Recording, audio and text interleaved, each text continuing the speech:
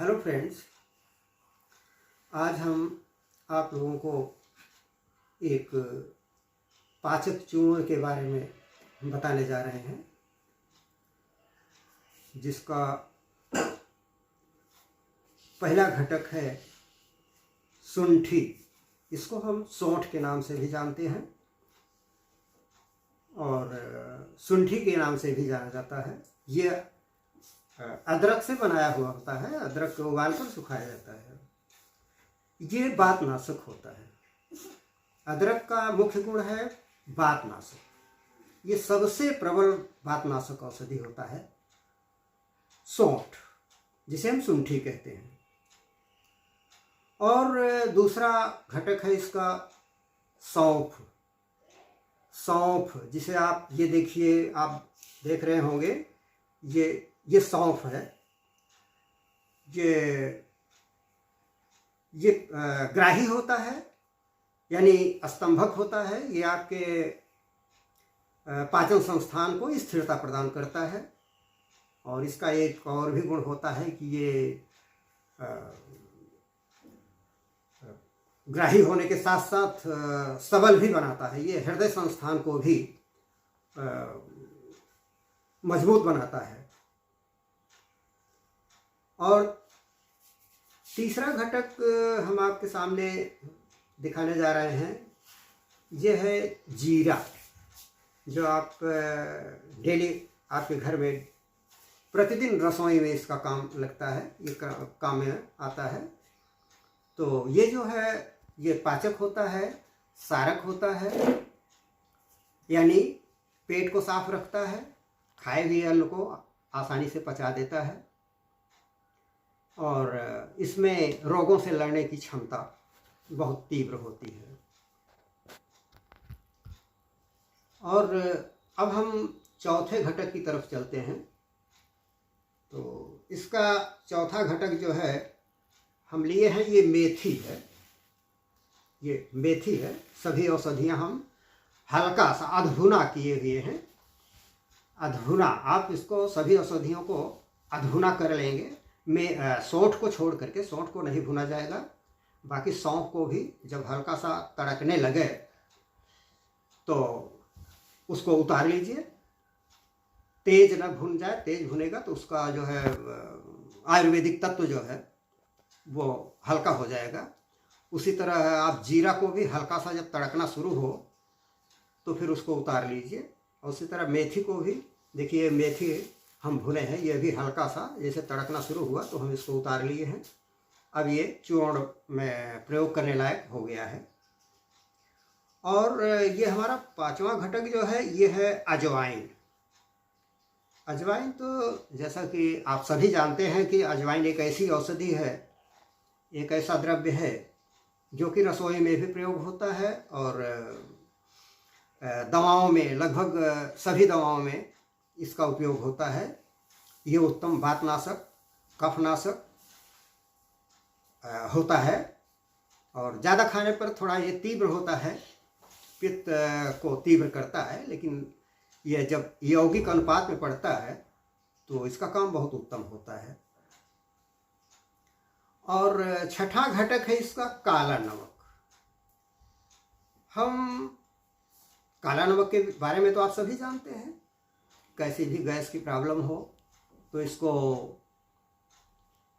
आप खाने में भी थोड़ा सा डाल करके खा सकते हैं। खाने में थोड़ा सा डाल लीजिए तो उसका स्वाद भी बढ़ जाता है और इसका प्रभाव जो है आपके पाचन संस्थान पर अच्छा पड़ता है। ये गैस को तुरंत डिस्चार्ज करता है। और ये काला नमक का एक गुण और है, हम आपको बता दें। आप अगर कफ के मरीज हैं, कफ की परेशानी आपको है, तो इसको आप रात को सोते समय गर्म पानी में थोड़ा सा, लगभग 1 गिलास पानी में ½ टीस्पून, आधा चम्मच से कुछ कम ही रहेगा, उतना डाल के आप चाय की तरह रात को धीरे धीरे धीरे धीरे चुस्की लेकर पीते जाइए और इसको पी के आप सो जाइए। देखेंगे कि आपको रात में कफ संबंधी कोई भी परेशानी नहीं होगी। ये परीक्षित है, ये हमारे द्वारा परीक्षण किया गया है, हमने इसका परीक्षण किया है। वैसे ये जो हमने आपको ये 6 औषधियाँ दिखाया है, ये आपके डेली प्रयोग वाली चीज़ है, दैनिक प्रयोग में आती हैं, आपकी रसोई में आसानी से मिल जाएंगी। और इनका पहले आप इसको, इन सभी औषधियों को अधभुना भूनेंगे, अधिक न भूने, ताकि इसका आयुर्वेदिक गुण जो है वो कम न हो जाए। तो इसके बाद हम इन सभी औषधियों को मिलाएंगे। वैसे सौंठ जो है वो आपका, आप ऐसे सौंठ को पीस नहीं पाएंगे, तो सौंठ को बड़ी खरल में इसको तोड़ के छोटा छोटा टुकड़ा बना लीजिए। इसके बाद आप मिक्सर में डालिए और पीस लीजिए। वैसे अच्छा तो होगा कि हर औषधि को आप अलग अलग पीसें। हाँ, तो जो इस चूर्ण के बारे में हमने आपको बताया, अब हमें इसको पीसना है। अब इसको हम पीस देते हैं। हम आप लोगों को बता रहे थे वो देखिए, अब हमारा ये पीस कर तैयार हो गया है। सब इसमें मेथी है, जीरा है, सौंफ है, सौंठ है, अजवाइन, सबका चूर्ण है, यहाँ तैयार है। ये सब चूर्ण समान मात्रा में होगा। सब चूर्ण हम समान मात्रा में लेंगे। और जैसे देखिए इतना, वैसे हम दिखाने के लिए दिखा दे रहे हैं, लेकिन ये आप जब भी बनाइएगा तो वज़न के हिसाब से वज़न करके लीजिएगा। जैसे 1 चम्मच हम इसको ले लिए और 1 चम्मच हम इसको भी ले लेंगे और 1 चम्मच हम ये आपका सौंफ ले लिए। ये तो आपका जीरा था, वो मेथी था। फिर हम सौंफ भी ले लिए 1 चम्मच। फिर 1 चम्मच हम सौंठ पाउडर ले लिए। ये सौंठ पाउडर हो गया। अच्छा, अब 1 चम्मच हम ये अजवाइन पाउडर है, इसको भी हम 1 चम्मच ही मिलाएंगे। यानी इसमें जितने द्रव्य हैं सबका समान मात्रा हमें मिलाना है। और यह है काला नमक आपका। इसे हम ये लगभग 1 चम्मच से कुछ कम लेंगे, कारण कि ये वजन होता है, भारी होता है। कुछ कम लेंगे, हल्का सा।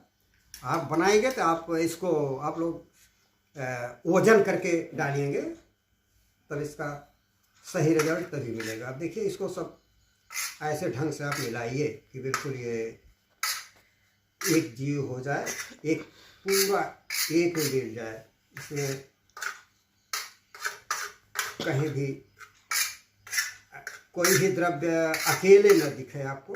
ये खाने में भी आपको अच्छा नहीं लगेगा और वर्क भी इसका अच्छा नहीं होगा। जब कायदे से मिलेगा तो जल्दी डाइजेस्ट होगा। हाँ, अब इसकी मात्रा आप देखिए। मात्रा के विषय में हम आपको बताएं, जैसे श्रेष्ठ व्यक्ति कोई हो, वो स्वस्थ व्यक्ति, मोटा ताज़ा हो, तो उसको आप 1 चम्मच की मात्रा दे सकते हैं। 1 चम्मच की मात्रा आप दीजिए। अगर कोई बच्चा है, जैसे 6 साल का है या 5 साल का है, उसको आप इतनी मात्रा केवल देंगे। ये मुश्किल से 1/4, 1/4 चम्मच, 1/4 चम्मच। अगर 5 साल का बच्चा है तो उसको ज़्यादा से ज़्यादा 1/4 चम्मच ही आप देंगे। और बाकी इसको आप किसी को भी दे सकते हैं। ये तो यहाँ तक कि जिस समय बच्चा पैदा होता है, प्रसव के दूसरे तीसरे दिन से भी अगर बच्चे को पेट में दर्द हुआ, बच्चा रोता है, उस समय भी इसको आप लगभग 1 रत्ती की मात्रा में उसको आप दे सकते हैं। वैसे आप इतने छोटे बच्चों को ना देंगे तो ज़्यादा अच्छा रहेगा। और इसका सबसे बड़ा वर्क ये है कि कोई कितना भी संग्रहणी का मरीज हो, कितना भी कष्टदायक संग्रहणी हो, संग्रहणी का अर्थ आप लोग समझ रहे होंगे, जो कुछ खाया जाता है वो हजम नहीं होता है, वो जैसे आप खाना खाएंगे या पानी पिएंगे तुरंत आपको लेटरिन जाना पड़ेगा, बार बार आपको दिन में 20 बार लेटरिन जाना पड़ता है। तो ऐसी स्थिति में यह चूर्ण रामबाण की तरह काम करता है। आप ज्यों ही पहली खुराक लेंगे, हाँ इतना आप ध्यान रखें, हल्के गुनगुने पानी के साथ इसको लें और मात्रा देखकर जैसी आपका स्वास्थ्य हो, स्वास्थ्य के हिसाब से आप इसको ले सकते हैं। तो इसको जैसे आपका स्वास्थ्य अच्छा है तो 1 चम्मच आप ले लीजिए। अच्छा हाँ, ये चीज़ ध्यान देने की है कि आप जैसे ज़्यादा परेशान हैं संग्रहणी से, बार बार आपको लेटरिन जाना पड़ रहा है, दस्त आपको बार बार लग रहा है, तो ऐसा करें कि एक बार अगर आप इसको लेते हैं तो कुछ समय के लिए आप अगर रेस्ट कर लेंगे तो और अच्छा रहेगा। आराम करें। चूर्ण खाने के बाद आप लगभग आधा घंटे 1 घंटे कम से कम आराम करें। जब आप इसकी खुराक लेंगे, लेने के बाद आप लगभग 1 घंटे आराम कीजिए। आराम करने के बाद अगर आपको पूर्ण आराम मिल जाता है तो ठीक है, अन्यथा आप 1 आध घंटे बिताकर इसको आप दिन में 3 बार 4 बार तक मात्रा थोड़ा कम करके लीजिए और गुनगुने पानी से आप लेंगे तो अति उत्तम होगा। इस तरह ये गैस संबंधी किसी भी बीमारी में आपको, ये कफ में भी काम करता है। रात में आप खाएंगे तो कफ की बीमारी में भी आपको आराम देगा। ये सोते समय इसको आप 1 चम्मच गर्म पानी से खाकर आप सो जाएं। सुबह आपको पेट साफ रहेगा और इससे शरीर आपका एकदम हल्का फुल्का महसूस होगा।